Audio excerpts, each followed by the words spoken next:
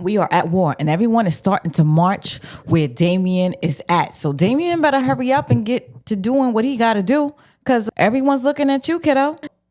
The Lannisters is saying we're not going any further until Aemond comes and joins us. Aemond is pissed off and he's like, listen, y'all can't summon me. Alicent is sitting around the table and again, my question was, why is she still there? Alicent is saying things, but Aemond blatantly ignores her as if she said nothing. Aemond is pissed off because he knows that she did not want him to take the throne. So he got nothing for her right now. Right after the meeting is done, Alicent, who can't keep her eyes off of Sir Christian, who won't even look at her for 2 seconds, she's going behind her because she wants to talk. And right before she's about to say something to him, Aemond is like, listen, Alicent, come here, please. He tells his mother, listen, I don't need you sitting up in this chair. You can retire your position. You did what you were supposed to do. Now, enjoy. Goodbye. Rhaenyra, they are so stubborn. They only want to give the dragon riders to somebody that has a title. I thought they was going to let the what they call bastards in. But nope. They giving somebody that the blood is like so thin in the family. To the point where she had to chase it back to the books. Like, come on. Y'all not thinking right now, but I get it. I get it and it makes sense because you want somebody that knows how to handle power. You're giving them a whole dragon. So if you're giving somebody that you don't know a whole dragon, that can cause some kind of chaos. Listen, Daemon, I don't want to see another flashback with Daemon. However, this one actually shows Daemon having remorse when he sees his brother, the king that long passed, is telling him why he wants Rhaenyra to reign king. For once you see gentleness and tears in Daemon's eyes. Finally, Daemon gets up to leave and I'm like, yes, guy, get out of that castle. And he runs right into Alice and Alice is like, well, where are you going? And he's like, I'm leaving because poisoning me and this is not sitting right. And she's like, she's talking to him and he seeks her for counsel. Now, Daemon actually must really respect this woman because he never does that, especially to a woman. I think she is so elated and she tells him, just wait 3 days, do nothing, wait 3 days. Because she was like, you can't do anything, but don't even worry about it. Just wait 3 days. Now they keep showing Daemon's child, bastard child. I think he's going to be a writer, like I said. So he's listening to the rumors of the king having feast up in King's Landing, and he is so upset. He just, he turns his little porridge away. He's like, I don't even want to eat this crap anymore.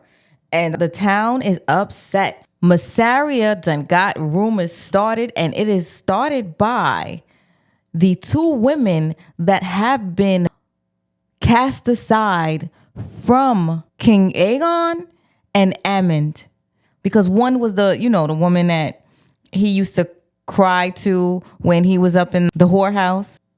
It was her and the one that Aegon took advantage of, and they had to give that girl some tea because he messed around and got this girl knocked up unwillingly. Because Massaria is like, listen, it's not going to end the war from them fighting, but it's going to make it harder for them to go into battle if their homeland is not intact. So Rhaenyra's got Sir Stefan to try to do this dragon situation. And it looked like, oh my gosh, it looked like he got the dragon under control. And then a few seconds later, the dragon was like, nah, I think I'll take lunch now.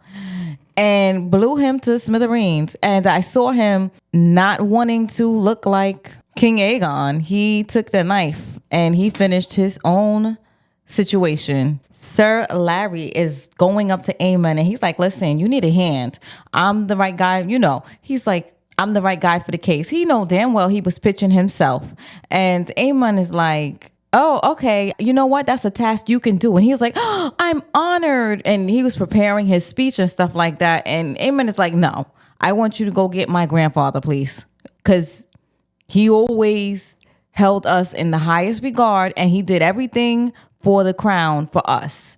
And it's so weird because now all of a sudden nobody could reach him. I wonder if Sir Larry did something because this is very weird and he's not responding to Alicent at all. But Larry is salty as heck. So he's like, so he goes to Aegon And Aegon is lying there and stuff like that. And he's like, you're not going to be your full self ever again, but you gotta stop taking the drink of the puppy because you have to use your mind now. And this is, what's so funny? This reminds me of Game of Thrones when you had Tywin Lannister reading all of those books and stuff like that. And I guess like these are some of the stories he was reading in here. So Sir Larry also tells them, like, listen, you are standing in the way of your brother being on the throne fully. And I know you're scared to get better because of it. And it is then where Aegon asks Larry to help him. And I know Aegon is horrible, but I actually feel bad for him. This is my sympathy always getting the best of me. All right, don't butcher me if I get this wrong. So you got because the names, sometimes my names is off. So don't get mad. You got Lord Corley's sons. The younger one who I believe is Adam. See, you know what? We're just going to say the younger one. The younger one, he wants to be recognized by his father. And he's like, he won't even recognize me, but he wants to at least ride with you. He doesn't even say anything to me. And the older one, he's shaving his head and stuff like that. And I realize now is that he's hiding the color of his hair because he got that blonde or gray hair thing going on, just like his father. So later on, this is funny though, because it's the one that wanted to get recognized so bad. And after Seasmoke, the dragon, I think Seasmoke the dragon got tired of being held captive downstairs. He's like, listen, let me go find my own rider. So he's like trailing through the place because I literally think this dude went to go find a rider because he's like going all around and stuff like that. And then he zeroes in on Sir Corley's younger son. And the son is running because he's like, what the heck? I don't want to be fooled. You know what I mean? So the dragon finally corners him and he comes through the trees like, hey, did you miss me? And he's like huffing and puffing. And then he bends. He's like, listen, I smelt you from a mile away. I want to serve you, without him talking, of course. So Rhaenyra don't know what the heck is going on yet. And I'm like, oh, we got one. So I guess he gets word that Seasmoke is being ridden. And Rhaenyra, she was about to get it popping with Mysaria. And I was like, oh, wow. And I heard that this was not in the books. So in the middle of their scene where it was about to get chaotic, somebody busts through and they're like, listen, Queen Rhaenyra, somebody's riding Seasmoke.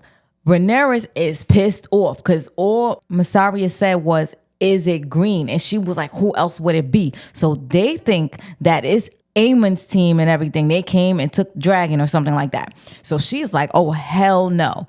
And she gets on her dragon without thinking and she's riding to try to find out who the heck is riding her dragon. They always leaving us off these cliffhangers. It's annoying, but it's exciting. This is why I wish I could just wait till all these episodes are done and just pop them like popcorn because I don't like being left on cliffhangers. This is not fun. Alicent's running around questioning herself. Yes, Alicent, it is your fault because Rhaenyra's children was raised in the same household as your kids was, and her kids are loving and kind. And the kid that Alicent doesn't have with her is loving and kind. So Alicent, somewhere along the way, you dropped the ball. And Alicent goes to the daughter and was like, oh, we need to light a candle for Aegon.